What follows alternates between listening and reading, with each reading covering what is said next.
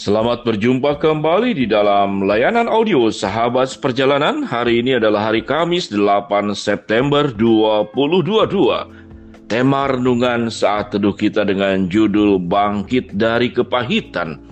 Bangkit dari kepahitan, firman Tuhan terambil dalam Ayub 10 ayat yang pertama. Aku telah bosan hidup, aku hendak melampiaskan keluhanku, aku hendak berbicara dalam kepahitan jiwaku. Ayub 10 ayat 13. Tetapi inilah yang kau sembunyikan di dalam hatimu. Aku tahu bahwa inilah maksudmu. Mari kita berdoa. Bapa yang di dalam sorga, tatkala kami menghadapi kepahitan, biarlah kami bisa mengelolanya dengan benar. Karena jika kami tidak bisa mengelolanya dengan benar, maka hal yang pahit akan semakin pahit. Dalam nama Tuhan Yesus kami memohon petunjuk-Mu. Amin. Shalom sahabat seperjalanan, bangkit dari kepahitan. Kita tahu dengan jelas contoh yang sangat real, yang sangat luar biasa, yang mengalami situasi hidup yang paling berat yang ada di dalam Alkitab adalah Ayub. Sehingga kata bosan hidup, saya belum pernah melihat di ayat manapun, namun itu tercantum di dalam Ayub 10 ayat yang pertama. Aku telah bosan hidup, aku hendak melampiaskan keluhanku, aku hendak berbicara dalam kepahitan jiwaku. Sahabat seperjalanan, perkataan aku telah bosan hidup yang diucapkan oleh Ayub adalah mewakili keluhan-keluhan, penderitaan, kepahitan, kesulitan hidup yang dialami oleh umat manusia, dari yang terdahulu, yang sekarang, dan yang akan datang. Kalau kepahitan itu tetap ada dari dulu, sekarang, dan yang akan datang, dan kemudian kepahitan itu berarti tidak bisa kita hindari, akan terjadi kemanapun manusia itu ada, dimanapun manusia itu ada, kepahitan itu bisa terjadi. Sehingga Ayub menuliskan dengan sangat jelas tentang apa itu kepahitan dan dampaknya. Ayub berkata, aku telah bosan hidup, aku hendak melampiaskan keluhanku, aku hendak berbicara dalam kepahitan jiwaku. Ada dua kata yang menarik di sini adalah keluhan dan berbicara. Aku akan melampiaskan keluhan dan aku hendak berbicara tentang kepahitan jiwaku. Sahabat seperjalanan, kita tahu dengan jelas siapa Ayub. Tidak perlu dijelaskan secara mendetail, yang jelas dia kehilangan. Dia kehilangan keluarganya, dia kehilangan kekayaannya, dia kehilangan kesehatan, dia juga kehilangan sahabat-sahabatnya. Dan secara umum, orang yang terpuruk, orang yang kemudian jatuh, rata-rata ditinggalkan. Namun orang yang naik, orang yang bangkit, orang yang punya segala sesuatu, kekuasaan, uang, pengaruh, pesona, kecantikan, kemahiran, kehebatan, maka itu seperti gula yang dikerumuni oleh semut. Di mana ada gula, di sanalah semut akan berdatangan.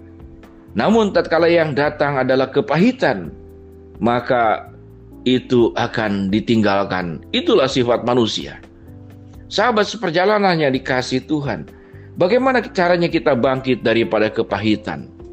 Yang pertama, sahabat seperjalanan, sebagaimana dijelaskan tadi, kepahitan itu adalah berangkat dari pengalaman-pengalaman yang menyakitkan yang terjadi dalam hidup manusia dulu, sekarang, dan yang akan datang. Artinya, pengalaman yang menyakitkan, pengalaman yang menyusahkan, pengalaman dirugikan, itu terjadi kepada setiap umat manusia selama dunia ini masih ada, selama langit dan bumi ini masih ada. Maka semua kejadian-kejadian yang berdampak kepada kepahitan itu tetap ada. Namun, kalau kita perhatikan baik-baik sahabat seperjalanan, ada orang yang menghadapi berbagai macam peristiwa yang menyakitkan. Dia sanggup menyikapinya dan dia anggap itu bukanlah kepahitan, tapi itu adalah pelajaran kehidupan. Sehingga kepahitan sesungguhnya adalah respon, dan menilai sebagai sebuah pelajaran kehidupan adalah respon. Sehingga pengalaman-pengalaman yang buruk itu akan berakhir buruk atau kemudian disikapi menjadi baik. Maka tergantung ada dua respon yang sahabat seperjalanan bisa pilih. Apakah pengalaman-pengalaman buruk itu kita akan ambil menjadi pelajaran kehidupan, ataukah pengalaman-pengalaman buruk kita di masa lalu dan mungkin masih terjadi sampai sekarang itu berdampak sebagai sebuah kepahitan. Ternyata itu adalah respon. Pengalaman buruk itu tentu membuat kita harus berpikir keras. Pengalaman buruk itu membuat kita harus membenahi. Karena seperti pertempuran dan peperangan. Pertempuran dan peperangan itu sebetulnya menimbulkan banyak kepahitan. Pihak musuh, pihak lawan, target terakhir yang ditujukan kepada kita adalah kematian. Kalau kita tertangkap oleh musuh, lalu kita menjadi tawanan, maka yang terjadi kita akan dimanfaatkan. Kita akan dikorek keterangan, kita akan disiksa. Lalu kita sebagai tawanan akan dipakai untuk menekan pihak lawan yang ada pada diri kita. Sahabat perjalanan yang dikasihi Tuhan, kalau kita melihat saudara-saudara, para prajurit yang kemudian naik pangkat dengan cepat adalah mereka yang punya jasa di medan perang. Seberapa banyak seorang prajurit itu melewati peperangan-peperangan dahsyat. Termasuk mungkin prajurit Indonesia yang di zaman terdahulu ada namanya prajurit Garuda, yang menjadi wakil daripada PBB untuk mendamaikan negara-negara yang bertikai. Atau para pahlawan yang disebut sebagai pahlawan, yang berada di dalam penghujung kematian, bahkan kematian sampai menjemputnya. Mereka lah yang disebut sebagai pahlawan. Mereka lah prajurit-prajurit kalau masih hidup, bahkan sesudah mati pun, dia pangkatnya akan dinaikkan dengan jauh lebih cepat daripada prajurit yang tidak pernah mengalami yang namanya medan peperangan yang secara nyata. Kalau dia cuma latihan, maka itu hal yang berbeda sekali. Dan pada akhirnya akan menemukan kualitas prajurit yang berbeda. Prajurit yang real bertempur di lapangan, dan prajurit yang bertempur di dalam proses latihan tidak akan meninggal.